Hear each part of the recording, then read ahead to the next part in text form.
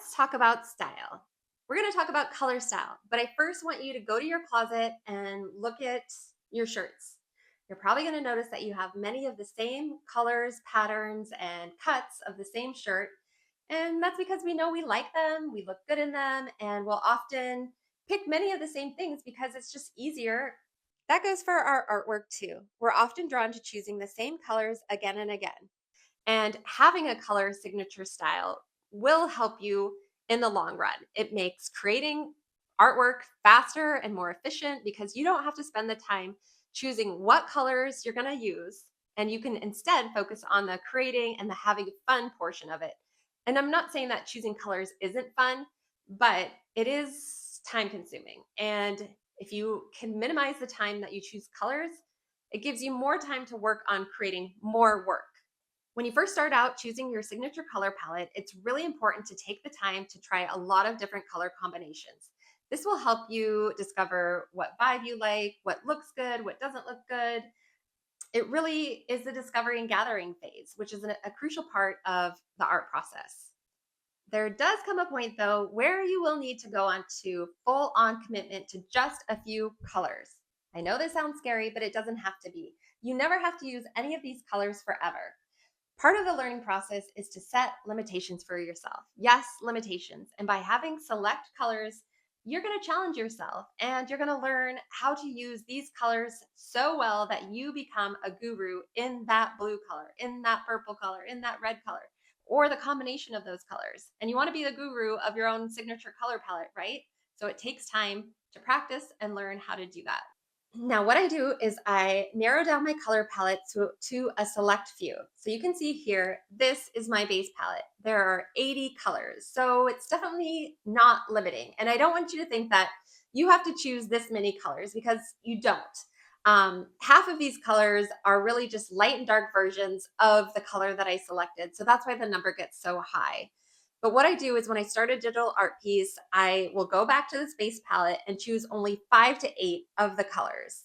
I never choose like more than 8 colors or 10 colors even per art piece, but it does give a lot of versatility when you have a larger base color. And if you think of 80 colors, I mean, there are a zillion colors out there. So this still is called a limited palette. One way I begin to narrow down my color palette is to choose just a select few colors of my favorite reds, my favorite blues, purples, greens, blacks, every color in the spectrum.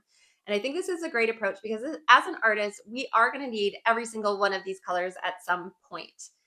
And every time you need a purple, you're going to go to your palette and you're going to say, these are my purples, no others. Or you go to your blues and you say, these are my blues and no other blues.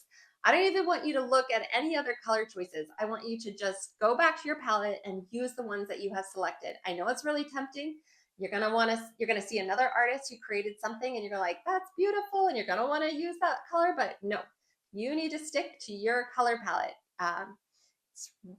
You got to try, you got to work with it, and you got to work hard to make the colors that you chose work for whatever amount of time you've chosen, whether you're going to try it for a month, a couple weeks, or a year. You will want to make sure that your color palette is cohesive and that all the colors pair well together. That's why having light and dark versions of each colors is a great idea. You're going to find that if you pair some of the colors together, they might lack contrast or vibrate next to each other and just not work well. But if you have a lighter or darker option to choose from, it gives you variability to find what's going to look the best. If you can try, I would suggest always trying to choose colors from a Pantone book. This way, you don't have to trial and error what the color is going to look like by printing it and then testing it out. Pantone books always let you know what the color is going to look like every time it's printed. You can use a palette for preferably a year and then kind of assess, edit, or change colors as needed. And if you find that something's not working, you can definitely scrap one color and add a new one in. But you really want to stick with this single palette for a good amount of time because you're going to see growth and cohesion in your work and just makes the process easier. Once you have your final color palette figured out, you're going to want to make a .ase or .swatch file.